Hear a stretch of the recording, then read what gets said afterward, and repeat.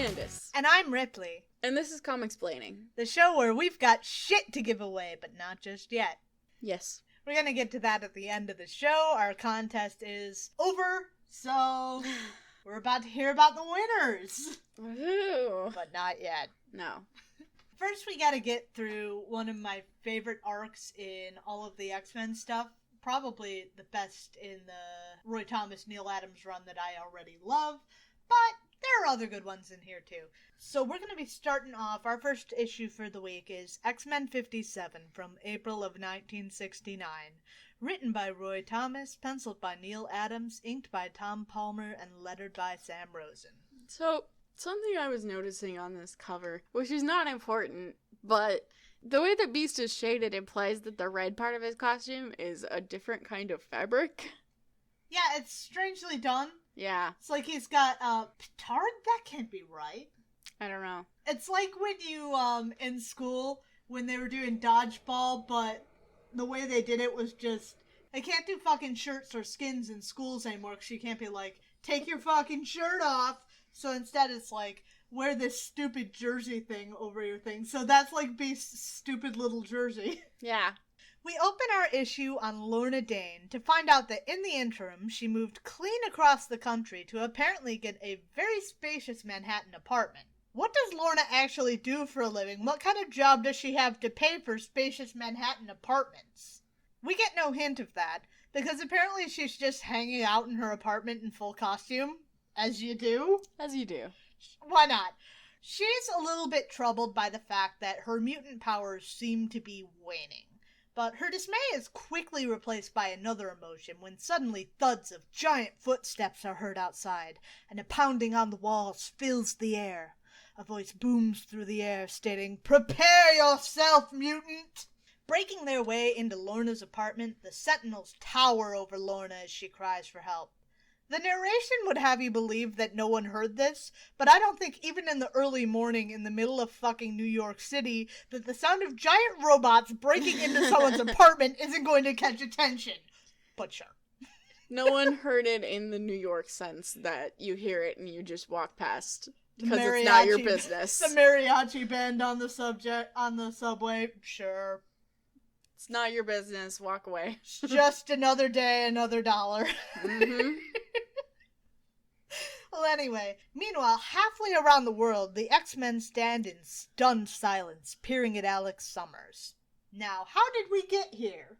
Well, they went to Alex's graduation. He was graduating from college, even though Scott graduated from high school a couple months ago.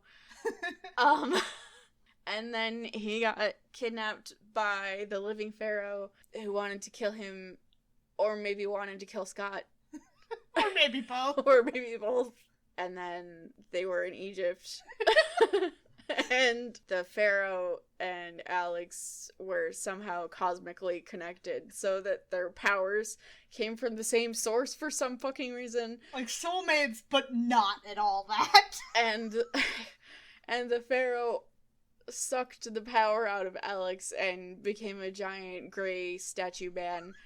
And then Alex sucked the power back, and he exploded. Alex sucked better. The building. He exploded the building. Yeah, that's pretty much. That's a pretty good. I thought that was very succinct. That did it.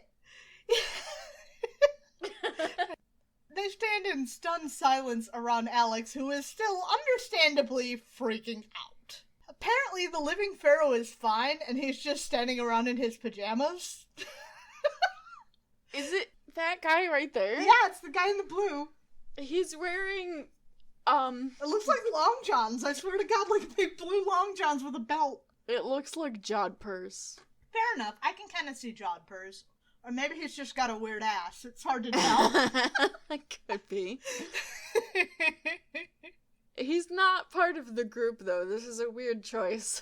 Yeah, it makes it look like Xavier is here, but standing. Right. Because he's also bald. Yeah. This page looks like Alex is going Super Saiyan. Yeah. A little bit. It doesn't help that he's blonde. Yeah. So, apparently the Living Pharaoh has thrown in the towel after being given the good suck. Okay. The X-Men are looking to turn him over to the cops. So apparently the right person to dispatch on this job is Iceman. You know, across the desert. Makes sense. Fantastic. Sure, but that's not the main star of the show. The main star is Alex Summers spouting some very familiar angst. Though considering the situation, I think freaking out a little bit is fair. But, you know, he's reliving what happened when he had to break out of his glass coffin, and he's very concerned that if I could do that to that temple, just think if things went wrong around other people. You are very much related to your brother. Oh, yeah. So he's moving through the stages of grief when this revelation, when Iceman shows up with the cops, one of whom is riding a camel. Uh-huh. I mean, there are jeeps back there, but sure, camel cops. Are there cops on camels? Like horseback cops? It's a good point, actually. Regional horse cops. God, Canadian horse cops just show up riding a moose. Mounties are a thing. They are. I don't think they ride mooses. Mooses? I don't think anyone rides moose. I think moose are more in charge of the situation than people are. Moose are horrific megafauna, and nobody touches them. Yeah.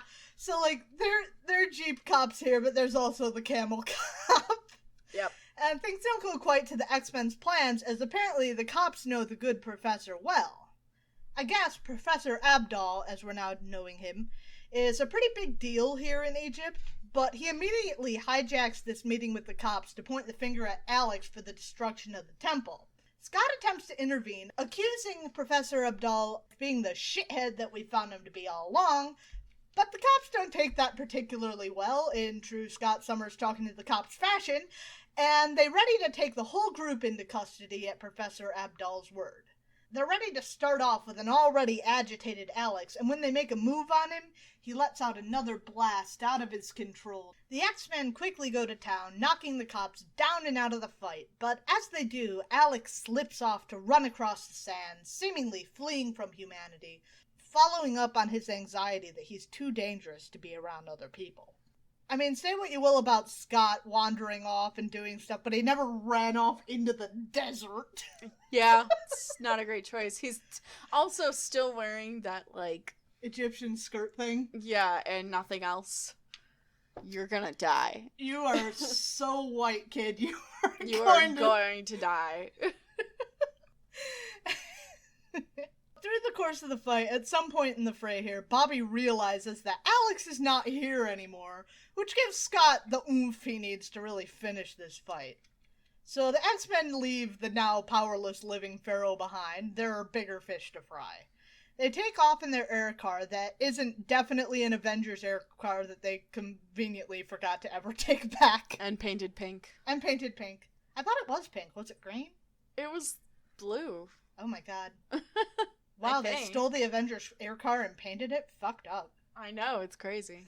They scour the evening sands, but without much luck, as Alex is actively hiding from them, edging into the darkness of a nearby cave. He despairs to himself in the darkened cave, mourning over the potential consequences for his new normal. He frets over how he's become a menace, but there's apparently a cure for what ails him. And by cure, I mean Sentinel, here to find him just like Lorna. I don't think that's a cure at all. I mean, it depends. Really how you look at it. Things are also in a state of stress for the X-Men. In the wake of Alex's disappearance, they begin to bicker when Scott remembers that Cerebro exists, and they call Lorna to, turn Cerebro on. By which I mean, they activate the camera that they inexplicably have in Lorna's fucking apartment. What the fuck? You know, as you do. As you do? One would think you would call first and leave the spy cams to never, but we're not going to dwell on that, because more important than the fact that they have cameras in Lorna's living room is the fact that Lorna's apartment is completely wrecked after her encounter with the Sentinels. Bobby very quickly flips his shit, reasonably concerned about his lady love. The X-Men try to find other explanations to calm him, but Bobby isn't having any of it. and he's not going to ease off until he has an answer. Frankly, I think it's understandable to be a little bit freaked out seeing your girl's apartment ransacked, and then Scott's like, well, maybe she was out. Well, like, yeah, maybe, but her apartment got fucking broken into, so that's not nothing. Yeah.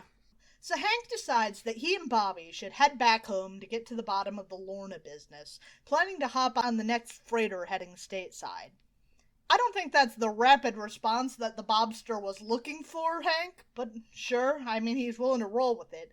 But Scott instead offers up their definitely legally owned air car, declaring that he'll stay here to search the desert for his little brother alone on foot. Reasonable.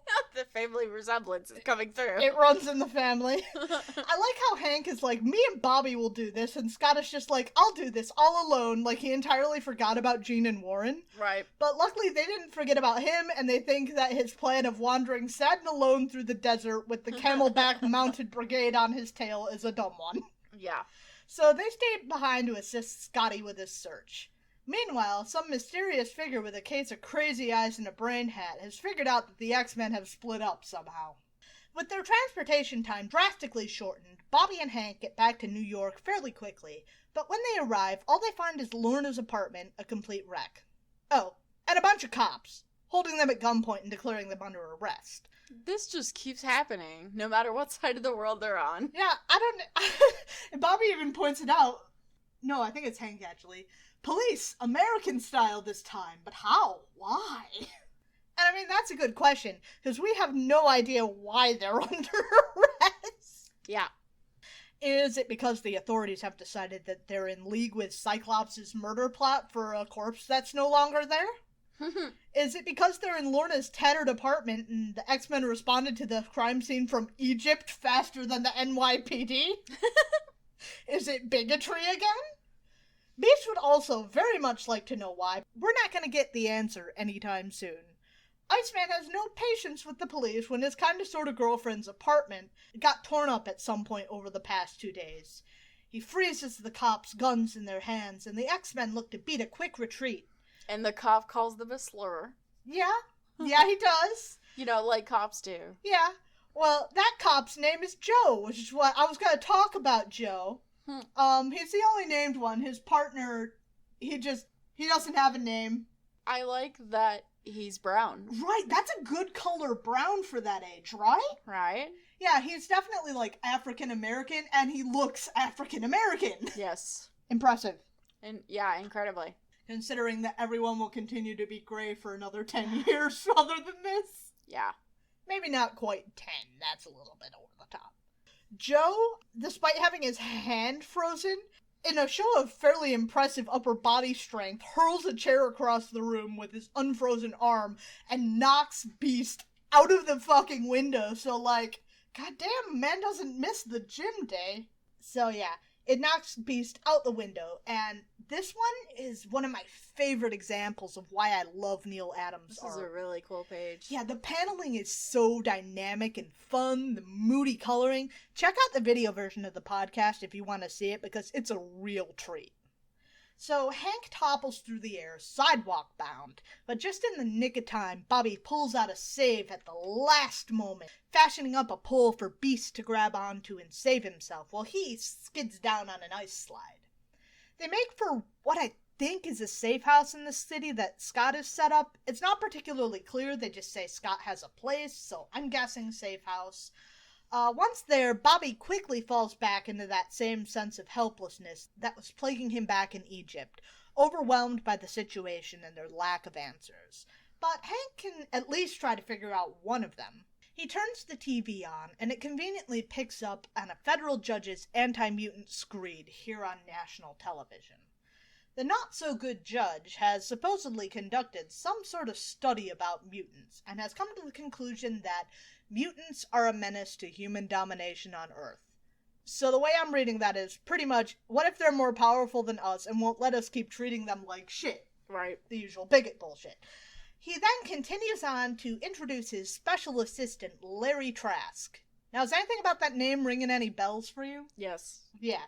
Because Larry Trask turns out to be the son of Bolivar Trask, the original creator of the Sentinels from back in the Stan Lee Sentinel story. Larry begins to tell the tragic tale of his father and how the dirty, rotten, no-good X-Men killed him. Which is not what happened, but okay. Larry then announces the rise of the Sentinels anew. Wasn't... Hang on. When Trask debuted the Sentinels, wasn't it on live TV? And didn't on live TV people watch the Sentinels immediately turn on him? Yes. In fact, so how? We worked out the bugs this time.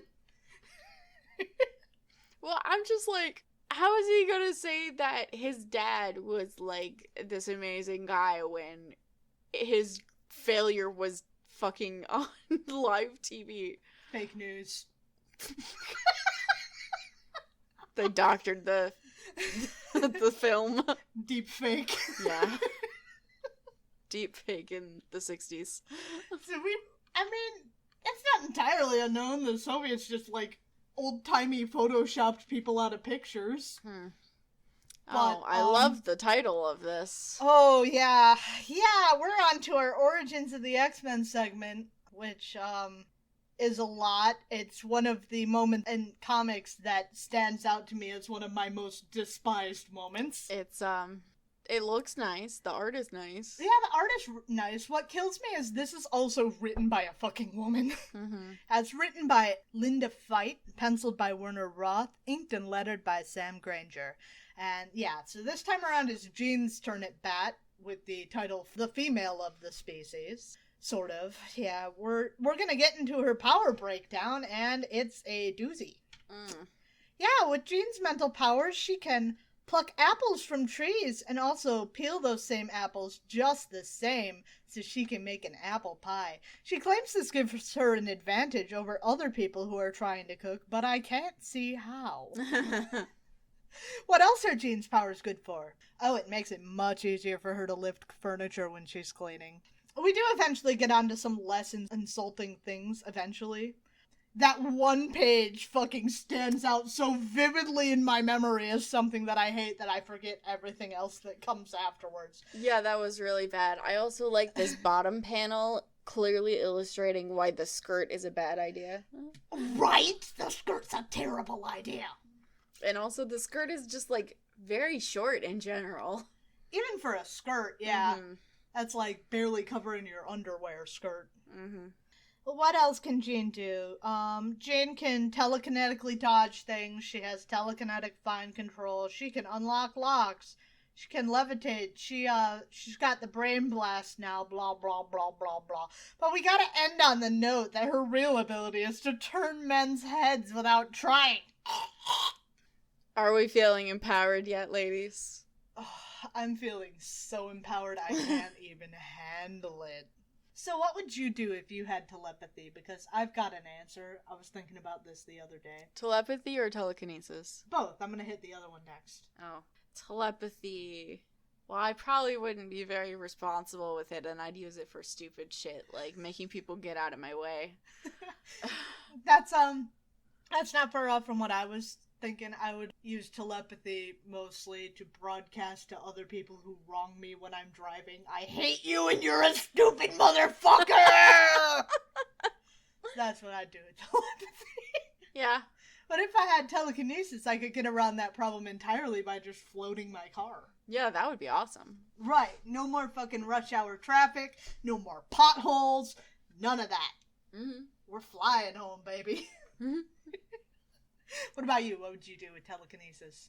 What wouldn't I do with telekinesis? I would just use it for no reason. Would you use it to help you bake pies and be better than all the other girls? Yes. Fair enough. Okay, Linda's onto something. On to X-Men 58 from May of 1969, written by Roy Thomas, penciled by Neil Adams, inked by Tom Palmer, and lettered by Artie Simek. We open effectively where we left off. Bobby and Hank watching a news program where Judge Chalmers and Larry Trask spin a hateful rant on national television on the issue of mutants. But things have gotten decidedly more dramatic since we last left off. Suddenly, a sentinel Kool-Aid mans through the wall, entangling Hank in a wiry tendril to bring him in for capture. Mm-hmm. So this is a really cool page of Iceman mostly solo fighting this sentinel. Wow. He's given it his best, but his best isn't good enough. Mostly because, as Larry explains on the television the boys were not moments ago watching, he's improved on his father's model of sentinel, making them much more adaptive to the various attacks they may face. So when Bobby attacks with ice, it fires back with steam, and that takes him out of the fight, makes him momentarily weak. Hank manages to draw its attention away from Bobby when he's struggling, but for that he's only quickly retrussed up. Bobby also quickly returns his friend's favor, distracting the sentinel with several ice dupes that it smashes in turn, but it's enough to draw its focus elsewhere. He then freezes the tendril-holding beast, making it brittle enough to shatter before Bobby has to make the sacrifice play. They aren't both going to get out of here, and he stands a better chance holding the sentinel off than Hank does. Hank hates it, but in the end he's left with little choice but to flee with his tail between his legs. He barely even has the chance to change into his civvies, though, before the fight ends, and the sentinel takes off with Bobby in its metal mitts. Back in Egypt, Scott and Jean sit around some kind of video transmitter, getting the message from Hank about the situation with the sentinels. Angel quickly joins the pair and immediately starts spinning out plans for how he's going to get home and let him have it and all this and that. Scott does his best to dissuade Angel from rushing in half-cocked, like he usually does. Yeah. Pointing out that he's never flown across an entire ocean before, and frankly it seems unrealistic. But when that fails to sway him, he points out that Angel is not much of a threat to giant murder bots. I mean, he's a boy with wings. Yeah. Warren, though, is unmovable, and he quickly takes off into the skies to get back home and fix this mess. At least they tried. Usually they don't even try. Usually they don't have a chance. He's just gone. That's true. We now turn to the men who stand as the cause for the whole situation. Judge Chalmers talks on the phone with Larry Trask, where we start to get a little bit better picture of what's going on with these guys. Chalmers' convictions are fading away with regards to the inherent evil of mutants. Apparently he was close friends with Bolivar Trask, the now deceased creator of the original Sentinels, and that may have made him more easily swayed by Larry's argument than he may have otherwise been. The judge is now a little more concerned about Bobby's fate now that he's been captured, where Larry states that he's going to put Iceman on public display for the press. Trask then hangs up the phone before freeing Bobby from his little capture tube where he's stood in billowing steam for a good while. He releases Bobby, who immediately takes a swing at him, but he doesn't get far. Hey, Larry, that kills people. Yeah. Even people who aren't made of ice. Well, I don't know how long he's been in there, but yeah, it's still a bad idea. I mean, saunas are a thing. Yeah. There's significantly less steam, but Yeah. And more space. Mm-hmm. Bobby's escape attempt doesn't get all that far. The Sentinel quickly grabs him up, preventing Trask from any harm that Bobby could do, though even on that front, it's not any more than your average dude could deck out, as the steam bath has temporarily exhausted Bobby's powers. And what's worse, Trask filmed the encounter, planning to use it in his continued press war against mutant kind. Iceman is quickly thrown into a cell, at the feet of a man who knows him. When we zoom back out, we find that the owner of the black-clad feet who called his name is none other than the missing Alex Summers. Apparently, Alex was promised that if he just wore this containment suit, Larry would leave the rest of the X-Men be, a promise that he clearly didn't keep. He also uses his superhero name Havoc for the first time, so that's exciting. Also in the cell is Lorna, who has apparently been unconscious through the whole time that Havoc has been here. Or maybe she was just napping and Alex was enough of a gentleman not to wake her up, because as soon as Bobby starts trying to check on Lorna, she pretty quickly stirs. Reassured that she's okay, Bobby finally turns his attention back to Alex, trying to figure out what's the deal with his new fashion choices. Apparently Trask gave him the suit, which mostly just signals to Alex when he's getting too riled up and his powers are getting out of control. Further, he apparently made some kind of deal with Trask, as mentioned before, which immediately incenses our cool little hothead. Mm-hmm. Lorna rises to Alex's defense, admonishing Bobby, as Alex apparently made that deal to get them to back off of her, so she was conscious at some point, she just never told her name. Okay. Over the course of this argument, though, a sentinel reaches in and grabs Lorna.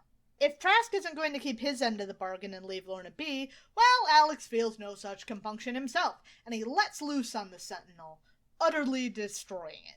Trask quickly responds, though I'm not actually sure where he was before this, whether he was with the Sentinel or in some kind of control room. It doesn't particularly matter now, because one way or another he's here, and he targets the gun on Havoc's headpiece with this gun he has, which does something to throw the mutant entirely off his rhythm. Alex, weakened, protests that should he die, the living monolith will regain all of his power. Trask finds this rather humorous, and we soon find out why. Professor Abdal stands at the head of some kind of committee, though we never get much in the details of who these people are. They seem to be important, but I'm not sure exactly who they are. Abdal is railing on about the threat the X-Men caused and how they tried to destroy him. Suddenly, he feels himself beginning to change to the living monolith, and is no longer all that concerned about the meeting, basking in his own growing power. I no longer need you, peons. And he's also growing in stature. His bliss is quickly interrupted by the arrival of several sentinels who coat him in some kind of adhesive shell to prevent him from absorbing the cosmic rays he so desires. So how has Trask been able to get away with this? Well, good question. Yeah.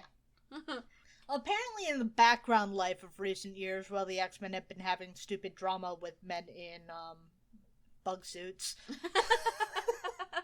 the anti-mutant sentiment has been fast growing, and the federal government has formed a new Council on Mutant Activities. And it is on that grounds that the Sentinels are now rounding up mutants, though it's not entirely clear if they're rounding up any and all mutants, or just specific ones that the Council determines to be a threat, which is still not great, but it could be read either way. The Sentinels seem to think that their mission is to round up all the mutants, but the government's intentions are not entirely clear. Right. As they often are. Yeah. Not all people support this new policy of the government's, and apparently there's been an outrage by some people over the constitutionality of it, but for now it stands. The news report discussing the matter is quickly disrupted by a news bulletin announcing the arrival of 2 more Sentinels in the skies above JFK Airport in New York City, where we find Angel in a dogfight of sorts, weaving through the skies above the airport. He gives it his best, but the Sentinels manage to trap Warren in a net. Apparently the opposite of bird is net, though you can't argue with results. I don't know. I think if you threw a net on a bird, it would probably work.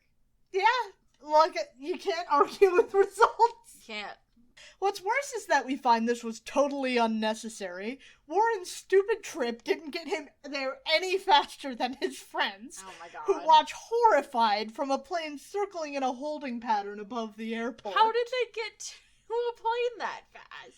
All they had to do was go back to the city and get on a fucking plane. Warren had to fly across an entire ocean by himself, dumb bitch that he is. Okay, so the implication is that airplanes are faster than Warren. Yes. Okay. He's just a boy with wings. Okay. He's just a bird boy. Okay.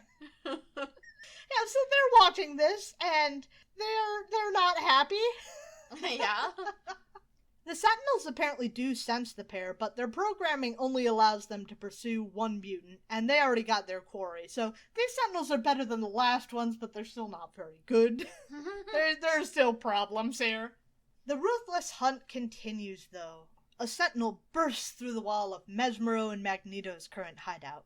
Mesmero tries to intercede to save his master of sorts, but shockingly, mental attacks don't stop the robot. This time. So that's what we're going with this week. Yeah. I actually think that mostly stays steady from this point on out. Oh, right, because Stan isn't writing anymore. Yeah. This is mostly just how we roll with robots and shit now, unless you have, like, a technopath or something. I think.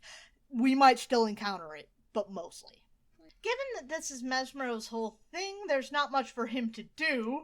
It's his whole thing, and it's not working, so there's not all that much for him to do, so he runs off to Magneto, pleading for his defense, but Magneto does nothing, and indeed, after a blast from the Sentinel, shatters into pieces of machinery and robotics. Yeah, so apparently the Magneto who was working with Mesmero and claimed that he was Lorna's dad was a fake robot all along. Makes sense, I guess. He was pretty out of character. It was a robot that Magneto built, or that someone else built? Unclear. Yeah, I don't know for sure. I mean, it seems to be like Trask, who is watching this from afar, seems to believe that Magneto made this robot, which isn't impossible because he's shown a certain degree of technical aptitude. Mm-hmm. But I feel like, in my heart of hearts, like it's just from someone who wanted to use Magneto's reputation for their own ends. Okay. That seems to be what Mesmero thinks. Yeah. But I digress. The Sentinels announce that they sense another mutant nearby, but they can't figure out just where. Also, they tell Larry that Judge Chalmers is approaching Trask's facility. As the two men chat, the situation with the Sentinels becomes further unnerving, as we learn that Larry didn't actually construct this base. God, Larry is such a bad name for a bad guy. It's just so weak. I was just appreciating his super cool medallion.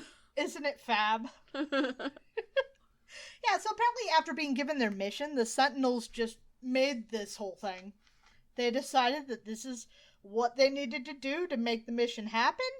And yeah, so even sending the bigotry away, we're like one bad day away from a whole Skynet situation, and then all of humankind are gonna have to fight off Skynet's robot army, and I bet you'll be missing the mutants then, won't you, Lair? Mm-hmm. So Chalmers continues to make his discomfort with the entire situation known.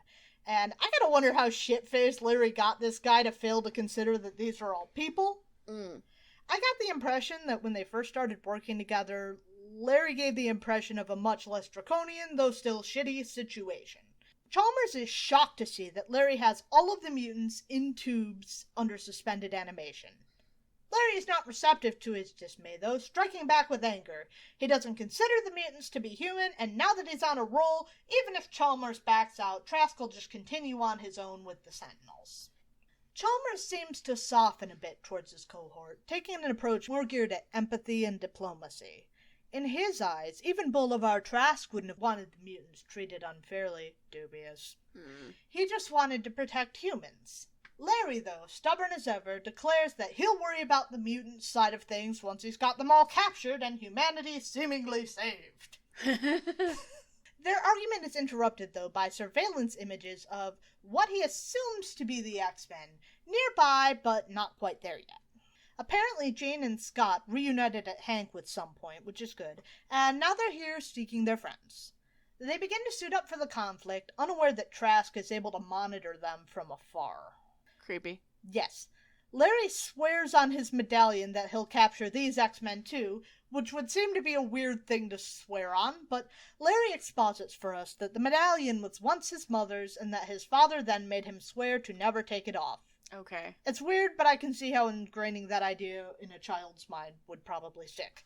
The Sentinels touch down, yet another mutant captive seemingly ensnared in Trask's plan. But it doesn't stick. It's Banshee, and he lets loose with a wail, suddenly bursting into action. He takes down one of the Sentinels, but it's however many of them Trask has versus just the one of him, and Banshee is quickly defeated once more. This just keeps happening to Banshee. Yeah, poor Banshee. The attack enrages Trask, though. His ears really hurt. Oh. In a rage, he orders all of his Sentinels to destroy the mutants. Chalmers has finally had enough of Larry's downward spiral. He decks Larry in the face and rips the medallion from his neck. The violence seems to have been enough to snap Larry out of it, and he admits that he was wrong for taking it that far, and countermands his order to the Sentinels, but it seems that the Sentinels won't hear it. Larry demands an answer, and after grabbing him in a giant metal mitt, the Sentinels are fast to provide one. They won't listen to Larry because all along, guarded by a suppressing amulet, Larry was exactly what he feared all along. A mutant. Oh, so the rad medallion actually... There was a point to it. It's not just like a fashion look. Okay. I want to know what's up with his weird other necklace. His fucking body chain. It's just his chain.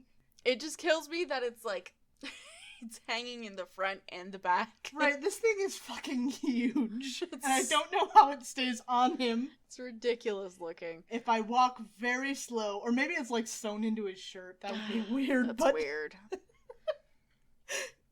So you may notice that we don't have an Origins of the X-Men segment telling us Jean's origin story. Yeah, I did notice that. Yeah, they never close out the series. We just get that horrifyingly bad power rundown for Jean, and that's it. She gets shorted. They just couldn't be bothered to like get a woman for another 5 pages. I mean, the way it went last time. Yeah, I was gonna say that reminded me of, like, women who are anti-feminist. Yeah, it's got a vibe for sure. Yeah. I saw someone on CMRO trying to spin it out. Well, this might have been empowering in the past. Really? I don't think that was empowering ever. No. You're fucking stretching. You be careful, you're gonna pull something there, buddy. Uh-huh. So I love this cover here on the next one, X-Men 59 from June of 1969. It's very dramatic. Yeah, right? I think it's pretty cool. So this one's written by Roy Thomas, and if CMRO is to believe my main man, Chris Claremont, he's not listed in the actual credits of the actual issue, so I'm not really sure what his contribution is. The comments section didn't fill me in on it. I didn't Google beyond that, but I'm absolutely abuzz about it. So anyway, carrying on, apart from my little fangirl spiel in the middle of there, pencils by Neil Adams, inks by Tom Palmer, and letters by Sam Rosen. You know, I didn't note it at the time, but around 10 issues ago, we actually started getting the classic X-Men logo on the covers, so that's pretty awesome. Oh yeah. That's much better, I think. But let's get back to the actual business to be done. Now all fully garbed up to throw down, the X-Men gather around the console of their mini Cerebro. Very suddenly, it throws up a strong blip showing the presence of all the missing mutants. Given the suddenness, it's a clear trap. And the X-Men don't have to wait long to see it sprung. They manage to dive out of the Avengers' pilfered air car right as it's blasted to pieces. I'm standing by this, I still think it's the Avengers car. Yeah, it is. Yeah, well, good luck explaining that one if they ever remember you have it. Hope you took the insurance. Yeah, fair. They're plummeting groundward when Jean realizes that she can't catch them all. With the different directions they jumped and the force of the explosion, Hank has drifted too far away from Scott and Jean. Scott orders for her just to catch the pair of them, something that Jean is quite understandably upset by, when suddenly Scott cries for her to do it now. Understanding, she projects a brief field to catch Hank so he can land safely enough to not die. After that, she catches herself and Scott once more, reuniting the friends safely on the ground. Or as safely as you can do when murder robots are trying to kill you and you're right outside their house. Right. Inside that house, we find Larry Trask, still held in the hand of the very machine he built. And he's no longer so jazzed about the deaths of the X-Men now that he's come to his senses, but God, this whole realizing you made a mistake too late thing really runs in the Trask family. I mean, look, the original Sentinels turned on their master. I feel like upgrading them is not the answer. You need to start from square one. Try something else. Your dad was also not a programmer, Lair. No, he was not. Or an engineer. Or anything. He was an anthropologist. Yeah. Yeah, but he's also still trying to come to terms with the idea that he is also a mutant, despite the Sentinels' repeated proclamations of such. Judge Chalmers, a longtime friend of Boulevard Trask's, if you recall, finally comes clean to Larry, explaining that, in his youth, Larry predicted the date and time of his mother's death. And so to prevent his son's clairvoyance continuing, Boulevard Trask fashioned a metal to nullify the boy's manifesting powers. Anthropologist. Yeah. Yup. It's just a passion project, his engineering. But when the medallion was torn from his neck, the Sentinels now knew that Larry Trask was a mutant, and they're not going to take orders from a mutant. So they're continuing on with the supposedly human Larry's last command: secure and destroy all of the mutants in the area. And so the Sentinels carry Trask off to reside in the very suspended animation tubes that he damned his captives to. Judge Chalmers is fairly overwhelmed by all of this, as the Sentinels tell him that they won't listen to him either. Then they draw his attention to the monitor screen, where Scarlet Witch, Quicksilver, and Toad fight off a whole group of Sentinels, and unfortunately not all that successfully. I'm wondering why Toad and the Maximoffs are still hanging out. Like, did they just stick together after Magneto's base blew up? I kind of feel like, I don't know, I just assumed that they got back with the Avengers, Wanda and Pietro, but apparently this is not the case. Either that or, like, when shit was going down, they just were like, I know Toad, let's get with Toad. The more people we have, the safer we are. I'm not sure which of these is true, because I don't read Avengers. Right. Elsewhere, the rest of the Brotherhood of Evil Mutants have also been swept up by the Sentinels. Suddenly the Sentinels sensed still more mutants nearby and pinpointed to the south cliff outside their base. Hey, Mastermind is here. Yeah, he is. He's not a statue. Well, he wasn't a statue a while ago during the Factor 3 shit. So we're just accepting that he's not a statue anymore? Yeah. We won't get to what happened with this until, like, the 2000s, and even then we're mostly gonna skim over it. Great. He just at some point stopped being a statue. Great, I love that. I don't love it. Mastermind sucks. So the Sentinels pinpoint this mutant signal to the south cliff outside their base, which is not actually where we find the X-Men climbing the cliff. Apparently with their mini Cerebro, that maybe they may have been a little more wily than the Sentinels expected. No, they actually make their way on the north cliff of the base, where they immediately stumble into a Sentinel guard who is apparently not programmed to deal with them. So this next model of Sentinel is still more effective than the last, but they still have their flaws. Apparently they are not adaptive. They're actually programmed to go specifically nab certain targets, and assumedly all the units programmed to fight the X-Men were sent to the South Cliff. So when they sent Bobby and Hank, I guess they sent the Bobby and Hank fighting robots. That's weird how specific it is. I mean, it doesn't surprise me too much because Larry's clearly got a hate on for the X-Men. Yeah. So he's probably had a few set aside just for the day. And he's got all the same programming abilities as his father. Runs in the family. Genetic stupidity. Well, I mean, this seems to be fairly demonstrative. Hey. So Bolivar, knowing that his own son was a mutant, made the Sentinels and did this shit. Yeah, we're gonna get into this later, but it's a shitty answer. Even if his powers are suppressed, he's still a fucking mutant, and he's still gonna get swept up in this, you dumbass. Not with my special amulet. Oh, God. No, so apparently he, for some reason, was worried that other mutants would find out he was a mutant, and this would somehow ruin his life, and so he would just round up all the other mutants. It's a very baffling demonstration of fatherly love, but sure. Okay. I'm just remembering this from when I tried to read it, but... Right. Tried. Being the operative word. Well, you know, hooked on phonics and all that. I can't read! So the X-Men are fighting this guard Sentinel, and it is a pretty fast fight. Jean uses her telekinesis to send the Sentinel off balance, and Scott lets her rip. It's a pretty fast fight. Jean uses her telekinesis to send the Sentinel off balance so Scott can really let loose. It's super effective. Sentinel faints, or gets blasted to pieces, whichever you prefer. The X-Men are ready to flee when they hear an alarm announcing the approach of ships bearing the Brotherhood of Evil Mutants' arrival.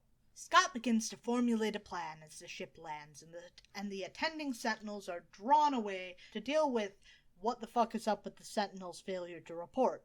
They won't be gone long, though. There's not much time to spring into action.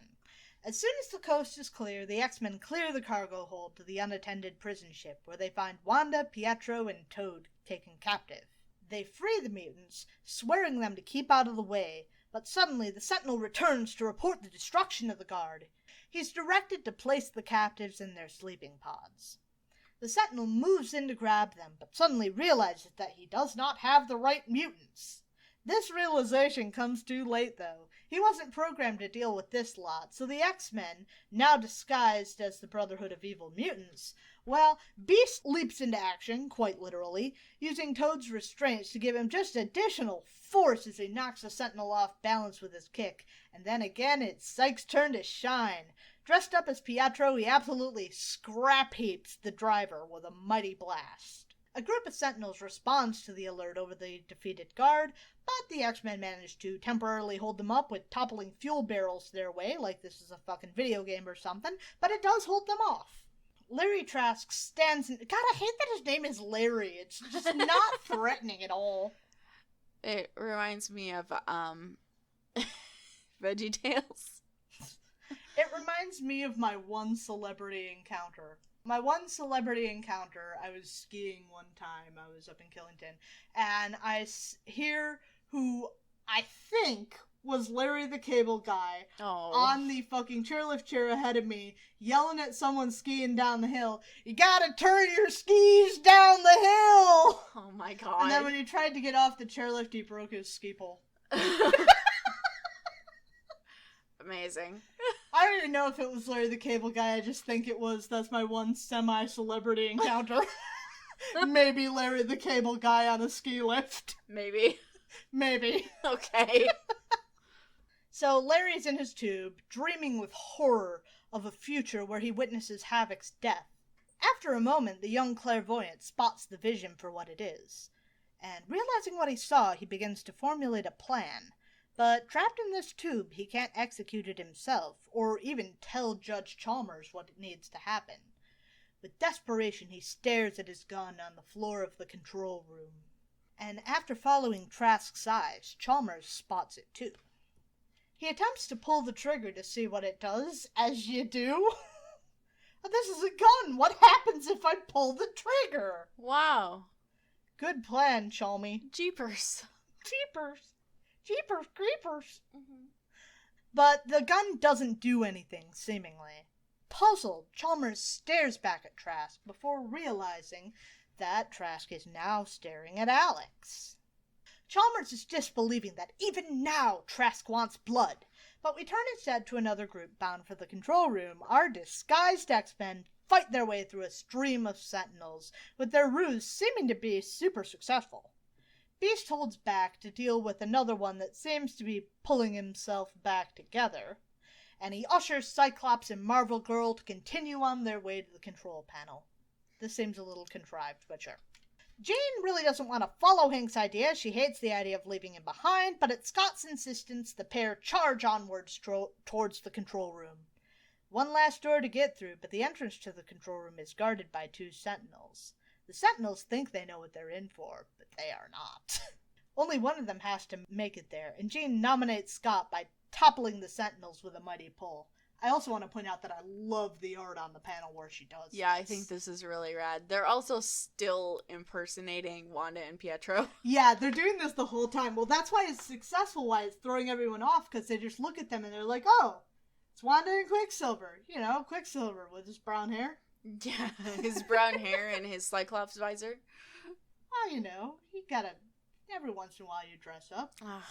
Quicksilver's clearly got a weird thing about Cyclops. I gotta feel bad for Jean, though, because, like, as a redhead, hot pink just is not for us. No, and it clearly is not even on the panel. No, it doesn't work. Not one bit. But she does look like a babe anyway. Always. Pretty much. So, yeah, Jean nominates Scott to be the only one to head into the control room. The inner sanctum. I love it, the inner sanctum. Jean's going to have to stay put to keep those Sentinels she pulled aside down. So now through the last entrance, Scott dashes on alone, throwing both of the doors open dramatically like he's in a fucking movie about to oppose someone's marriage. Right. That's what I was about to say. He's there just in time to see Judge Chalmers shoot his brother right in that same gem on his headdress. Cyclops is very alarmed seeing someone shoot his brother, but... In the head? Yeah. We quickly learn that all it did is wake him up. Gun that makes you wake up. Gotta need that sometimes.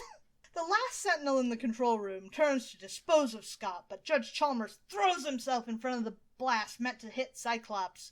Suddenly, it's an all-hands-on-deck situation for the Sentinels to respond to the Judge's injuries, because they prioritize saving human lives even over destroying mutants. They even ignore Scott as he blasts his brother free from containment. And with Alex free, he blasts another Sentinel coming their way. But Alex soon too realizes that the Sentinels are too preoccupied with Chalmers' injuries to be bothered with the brothers. The judge weakly implores Scott to use logic to stop the Sentinels. His brain starts churning up ideas and plans as Alex begins to lose control over his powers once more. At first he tries to draw them off by using Alex's growing unstable hold on his powers to proclaim that he'll destroy them all, but then the idea strikes him. He starts to reason with the Sentinels, as they're working on Chalmers, that their priority is to protect humans from mutation. Well, radiation causes mutations, and what source of radiation is constantly bombarding the Earth? The sun. The sun! The Sentinels see his logic.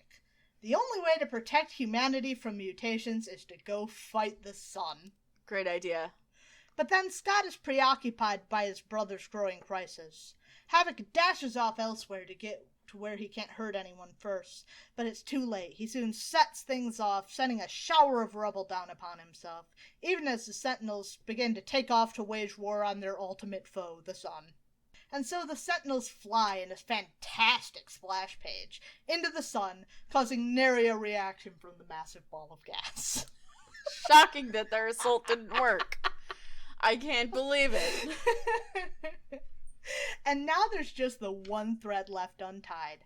Alex, injured and unconscious, but alive under the pile of rubble. We next see the doctor that the X-Men have chosen to call. He speaks calmly over the phone, saying that he looks forward to working on Alex, even as we can see a patient struggling against his restraints and then quickly going limp. But that's gonna have to wait for another day. So what did you think about the Sentinel arc? It was good. It was better than the last time the Sentinels were around. Even that was pretty good. It was alright. This is much better. Yeah. Gotta love Neil Adams' art, though. The art was really, really good. Honestly, 5 out of 5. I'm with you, man. If I were breaking it down issue by issue, the first one, I would dock a star for Alex just running off into the desert and then running into a Sentinel there. The first one, I dock a star for the female of the species. Oh god, I tried to forget that. Fair, though. I'm still not docking it down further than 4, but yeah. Right. As a whole, 5 out of 5. I've gone to the 5 because you keep fucking it up, and now that I do it, you're gonna go back to 10, I'm sure. Yeah, that's the joke. We've got the results for our contest. We have a whopping 2 entrants, so everybody wins. Yeah. I don't know what it takes to get you guys to leave us reviews more than free comics, but... Free comics. Free comics. Anyway, the winner of our free comics, first place winner, is not a paid advertisement on iTunes, so get in touch with us, not a paid advertisement. Second place is Robin, who actually left a review before, but we only got 1 review over the span of the contest, so I guess Robin wins second place. Why not? Fuck it. That's great. Still leave us reviews and shit. That would be great. Rate us 5 stars on Spotify, even though we can't call you out by name for that. But just do it because you're nice, and it's very easy. Right. You gotta click 1 button. Then you're good, bro. 2 if you're on mobile. Fair enough. How else can you get in touch with us? We are comicsplaining@gmail.com. If you want to talk to us, you can also hit us up on Tumblr, Twitter, Facebook, Comicsplaining in all those locations. We put out a video version of the show weekly over on YouTube, so like, subscribe, and smash the bell. You can also hit us up over on Discord. We chitter-chat there from time to time. We would chitter-chat more if there were more people. Go ahead and join us there. We'll talk with you about just about anything. We like to talk. We're lonely. Yeah. So join us over there. If you want to monetarily support the show, we got a couple of ways you can do that. You can join us over on Patreon. Anybody who joins over there gets access to the show a day early. We also put out outtakes. And if you donate $10 a month, we'll sing Nickelback. Mm-hmm. This is very promising. I think this is what's going to bring the big bucks rolling in. Yeah. This promise of Nickelback. Of course. We also have a Ko-fi. You can donate to us over there. We're starting to really look into getting our new sound equipment, so anything you could throw our way would really help out. That said, we're going to be back at you next week with Thor, and we look forward to talking to you then. Bye! Bye!